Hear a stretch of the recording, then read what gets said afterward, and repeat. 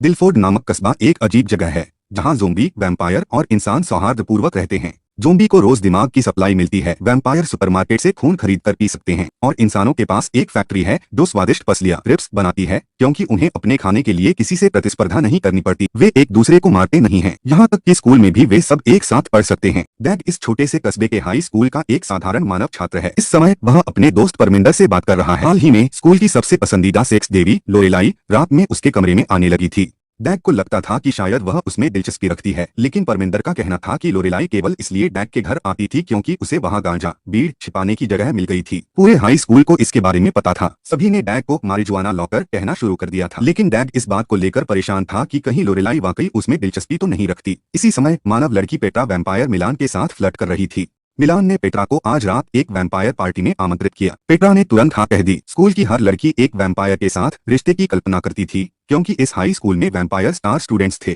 मानव औसत छात्र थे और ज़ोंबी सबसे निचले स्तर पर थे, इसलिए कोई भी वैम्पायर के प्रस्ताव को ठुकराता नहीं था। अचानक नेड, एक चापलूस लड़का, बातचीत में बाधा डालते हुए बोला कि मिलान उसकी लॉकर के सामने खड़ा था। यह सुनते ही मिलान ने नेड को जमीन पर धक्का दे दिया और उसे कमजोर कहकर अपमानित किया। यहाँ तक कि मानव छात्र भी नेड की मदद के लिए आगे नहीं आए। दूर खड़ा डैग इस दृश्य से थोड़ा परेशान था, लेकिन उसने कुछ नहीं कहा, क्योंकि उसे पता था कि अगर उसने नेड की मदद की तो उसे भी नेड की तरह ही हर समय धमकाया जाएगा। नेड एक मानव था, लेकिन उसे महसूस हुआ कि उसकी स्थिति ज़ोंबी से भी बदतर थी। फिर नेड अपना होमवर्क लेकर क्लासरूम लॉन्ज में गया। वह चाहता था कि उसके वैम्पायर टीचर मिस्टर मेह्यू उसका काम फिर से करें। मिस्टर मेह्यू ने उसे बताया कि उन्होंने जानबूझकर उसके ग्रेड कम रखे हैं, क्योंकि नेड के पास स्कूल में सबसे अच्छा अफसर था। लेकिन मिस्टर मेह्यू को यह सोचकर अच्छा लगता कि एक मानव जीनियस का गला घोंट दिया जाए, इससे उन्हें अच्छा महसूस होता। स्कूल के बाद वह हमेशा की तरह खेल के मैदान में अभ्यास करने आया। वह बेसबॉल टीम के लिए पिचिंग करता है। इस मैदान के मालिक ने प्रायोजन देना शुरू कर दिया है। वह स्कूल में सबसे बड़ा प्रायोजक है, लेकिन डैग उसे पसंद नहीं करता, क्योंकि उसने उसकी माँ को नौकरी से निकाल दिया और सस्ते ज़ॉम्बी कर्मचारियों को रख लिया। और सबसे बुरी बात यह थी कि जब भी वह डैग को देखता तो उसे उसकी माँ के बारे में याद दिलाता। और निश्चित ही जब उसने डैग को देखा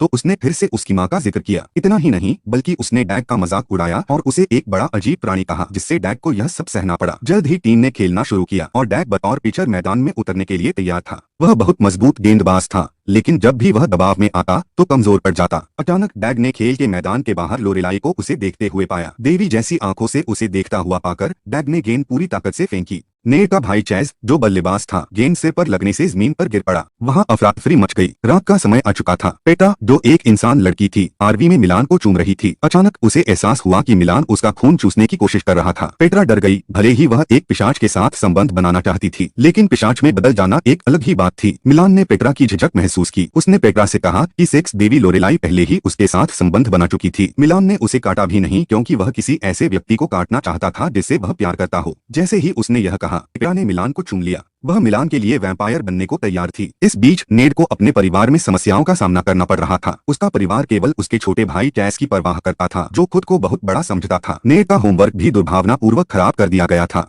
हो सकता है कि वह कॉलेज न जा पाए, लेकिन परिवार को इसकी कोई परवाह नहीं थी, बल्कि वे इसे अच्छा ही समझते थे, क्योंकि फिर नेड अपने पिता को कार बेचने में मदद कर सकता था और उससे मिलने वाले पैसे से चैस का भविष्य सुधर सकता था। जब वह एक पेशेवर खिलाड़ी बन जाएगा तो परिवार की स्थिति भी बेहतर हो जाएगी। लेकिन किसी को भी नेड के सपनों की परवाह नहीं थी। एक बड़े झगड़े के बाद नेड ने घर छोड़ने का फैसला किया। वह ज़ॉम्बी क्षेत्र में आ गया और वहाँ अपने एक ज़ॉम्बी सहपाठी को भटकते हुए देखा। अपने सहपाठी से उसने सीखा कि ज़ॉम्बी केवल दिमाग खाने की परवाह करते हैं। उनका एकमात्र उद्देश्य दिमाग खाना था। ज़ॉम्बियों का परिवार भी बहुत सौहार्दपूर्ण था। नेड को यह जीवन अच्छा लगा, इसलिए उसने ज़ॉम्बी बनने का फैसला किया। नेड ज़ॉम्बियों के साथ रहना चाहता था। दूसरी ओर लोरेलाई डैग के कमरे में बैठकर गांजा पी रही थी। इसी दौरान डैग ने लोरेलाई से अपने प्यार का इजहार कर दिया। लोरेलाई ने इसे सुना, लेकिन नजरअंदाज कर दिया। जब वह वहां से निकली, तभी अचानक डैग के पिता ने जोर से दरवाजा खोलकर अंदर प्रवेश किया। उन्होंने बिस्तर पर लोरेलाई का मारिजुआना देखा। इसके बाद डैग को माता पिता की एक लंबी लेक्चर सुननी पड़ी। उन्होंने कहा कि डैग एक किशोर है और इस उम्र में विद्रोही होना सामान्य बात है। उन्होंने यह भी बताया कि किसी समय पर उसके शरीर में एक बड़ा बदलाव आने वाला है। डैग इस लेक्चर से बचने का कोई बहाना ढूंढ रहा था। उसे अपने माता पिता के साथ यौवन, प्यूबर्टी पर बात करना बहुत अजीब और शर्मनाक लग रहा था। कुछ समय बाद डैग, नेड और पेट्रा की जिंदगी हमेशा के लिए बदल गई। पेट्रा का एक पिशाच में बदलना इंसानों को पसंद नहीं आया, क्योंकि लोगों का मानना था कि अगर किसी लड़की को पिशाच ने काट लिया तो वह चरित्रहीन होती है। यहाँ तक कि मिलान ने भी पेट्रा को नजरअंदाज कर दिया और नेड को अब ऐसा महसूस नहीं होता कि उसे हर समय सताया जा रहा है। अब उसे बस ज़ॉम्बीज़ के साथ दिमाग खाना है। दूसरी ओर डैग अपने गुस्से को गेंद फेंककर जाहिर करता है। भले ही लोरेलाई ने उसे ठुकरा दिया हो,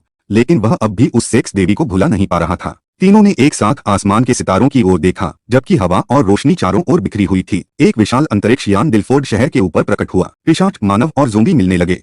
उन्हें इस पर चर्चा करनी थी कि कैसे एलियनों से निपटना था, लेकिन फिर अराजकता फैल गई। तीनों पक्षों के बीच संघर्ष भड़क उठा। वैम्पायर्स को लगा कि इंसानों ने एलियनों को बुलाया है ताकि उन्हें नष्ट किया जा सके, और वे इंसानों का उनके वैम्पायर फिल्मों और हैलोवीन कॉस्ट्यूम्स के लिए मजाक उड़ाने लगे। इंसानों को लगा कि वैम्पायर्स ने एलियनों को बुलाया है। एक इंसान ने तो यह तक खुलासा कर दिया कि इंसानी शादियों में ज्यादातर तीसरे पक्ष वैम्पायर ही होते हैं। ज़ॉम्बी पक्ष की ओर से बस एक घोषणा आई, आज दिमाग खाने को नहीं मिलेगा। हाल ही में ज़ोंबी बना नेड अभी पूरी तरह से अपनी सोचने समझने की शक्ति नहीं खो चुका था। उसे लगा कि इसकी वजह यह है कि इंसानों और वैम्पायर्स को ज़ोंबीज की परवाह ही नहीं है। यही कारण था कि आज दिमाग खाने को कुछ नहीं था। इसलिए इन तीनों ने पहला कदम उठाने का फैसला किया। रात होने वाली थी। इंसान हथियारों के साथ, वैम्पायर अपने नंगे हाथों से, और चलते फिरते ज़ोंबी ये सभी सड़कों पर लड़ने लगे। खून और अंग इधर उधर उड़ने लगे। डैग कार में लॉरेलाई से बात कर रहा था। इस सर्वनाश वाले दृश्य के सामने लॉरेलाई ने डैग को उसकी वर्जिनिटी खोने का ऑफर दिया। डैग इतना उत्साहित हो गया कि तुरंत घर की ओर दौड़ पड़ा। उसे पता था कि इस समय उसके माता पिता घर पर नहीं होंगे। वह इस मौके को गंवाना नहीं चाहता था, और पेट्रा मिलान को तंग करने के चक्कर में जमीन पर गिर गई। यह पता चला कि मिलन पेट्रा को एक प्रेमिका के रूप में बिल्कुल नहीं देखता था। वह सिर्फ एक मुफ्त खून की थैली चाहता था। जहाँ तक लोरेलाई को काटने की बात है, तो वह उसे बहुत सेक्सी मानता था। वह नहीं चाहता था कि इतनी सेक्सी इंसान एक पिशाच बन जाए। घर लौटने के तुरंत बाद वह लोरेलाई पर झपटने ही वाला था कि तभी दो अजनबी कमरे में घुस आए, और उनमें से एक पिशाच ने दूसरे इंसान को बुरी तरह पीट दिया। डैग और लोरेलाई को एहसास हुआ कि शहर अराजकता में डूबा हुआ है। वे खिड़की से कूद गए और अपनी जान बचाने के लिए भागने लगे। तभी और भी पिशाचों ने उन पर हमला कर दिया। सौभाग्य से मजबूत आदमी स्ट्रॉन्गमैन उन्हें मारने में सक्षम था, लेकिन इससे पहले कि वह संभल पाता, एक झुंड ज़ॉम्बियों ने उस पर हमला कर दिया। डैग और लोरेलाई फिर अपनी जान बचाने के लिए भागे। उनके पीछे पिशाचों की एक पूरी टोली थी। तभी पेट्रा ने लोरेलाई को देखा, और वह इतनी गुस्से में थी कि उसने लोरेलाई को मारने का फैसला कर लिया। पेट्रा को लगा कि लोरेलाई ने ही उसे ऐसा बनाया है। डैग और लोरेलाई एक विला में छिप गए ताकि अपनी जान बचा सकें, लेकिन विला ज़ॉम्बियों से भरा हुआ था, जिनका नेतृत्व नेड कर रहा था। कुछ ही पलों में पिशाचों ने विला पर धावा बोल दिया। ज़ॉम्बी भी पिशाचों की ओर दौड़ पड़े।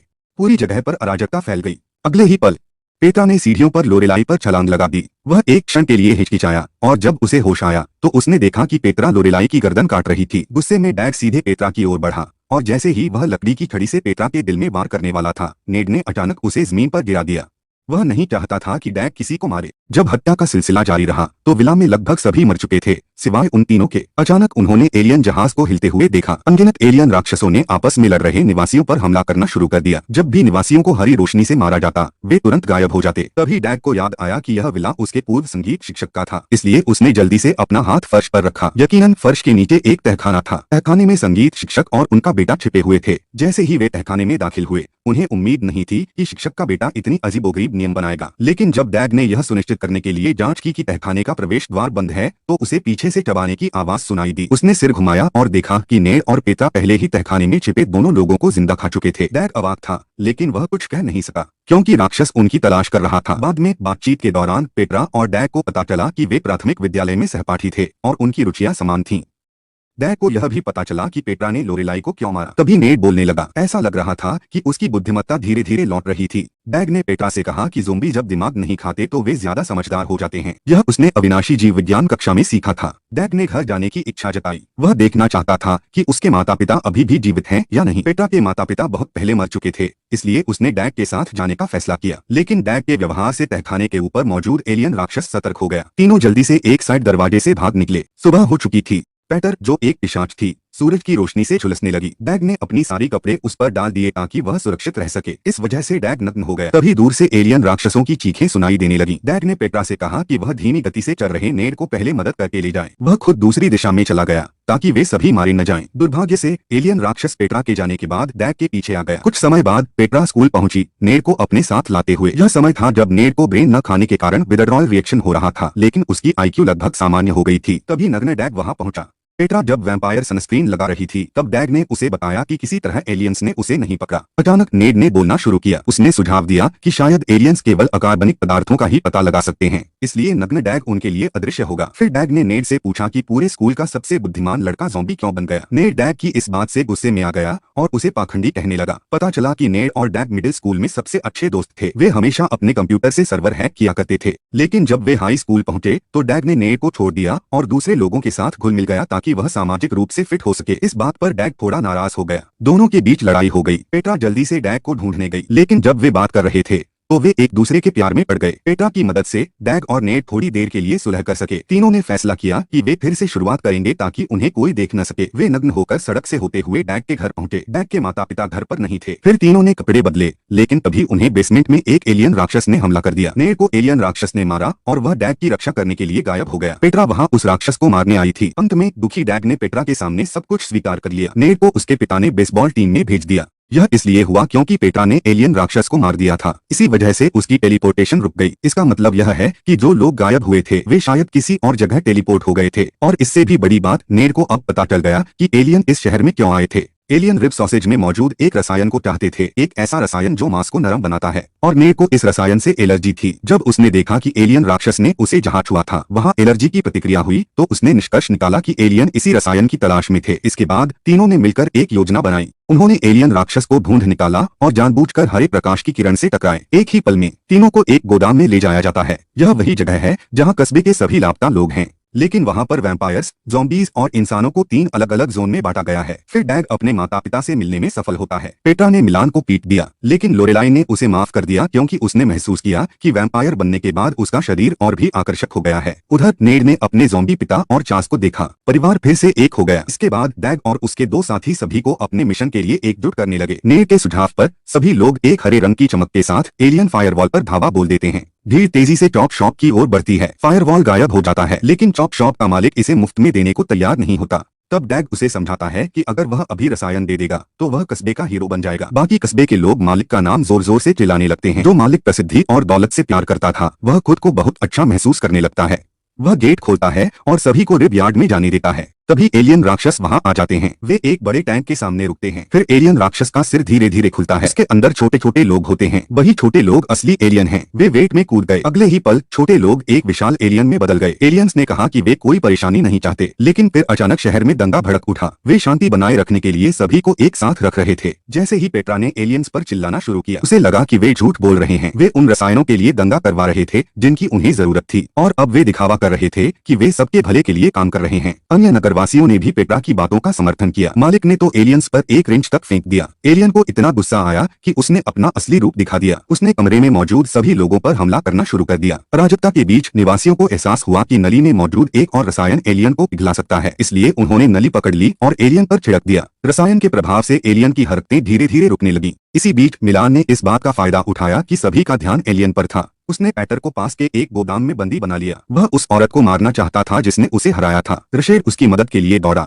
लेकिन वह मिलान के सामने टिक नहीं पाया। जैसे ही मिलान उसका गला घोंटने वाला था, आकाश खिड़की से चांदनी उस पर पड़ी। जैसे डैग के माता पिता ने कहा था, उसका शरीर तुरंत बदल गया। वह एक वेयरवुल्फ था। फिर उसने अपनी विशालकाय काया से मिलन को मार डाला। दूसरी ओर पिघलते और सिकुड़ते एलियंस क्रोधित हो गए और उन्होंने एक अंतरिक्ष यान बुलाया। वह यान रिब फैक्ट्री की छत को चीरते हुए अंदर आ गया। एलियंस को उस यान में उठा लिया गया। फिर वे एक बम गिराने वाले थे जो पूरे शहर के लोगों को मार सकता था। ठीक उसी समय नेड ने आगे बढ़कर बेसबॉल के आकार के उस बम को पकड़ लिया। फिर उसने उसे डैग की ओर फेंक दिया तो अभी अभी वहां पहुंचा था। डैग ने उसे पकड़ लिया और पूरी ताकत से यान की ओर उछाल दिया। यान तुरंत ही फट गया। कुछ समय बाद दिलफोर्ड में जिंदगी फिर से सामान्य हो गई। एलियंस के चले जाने के बाद वैम्पायर, ज़ॉम्बी और इंसान आपस में पहले से बेहतर तरीके से घुल मिल कर रहने लगे। इंसानों का भोजन अब शाकाहारी हो गया।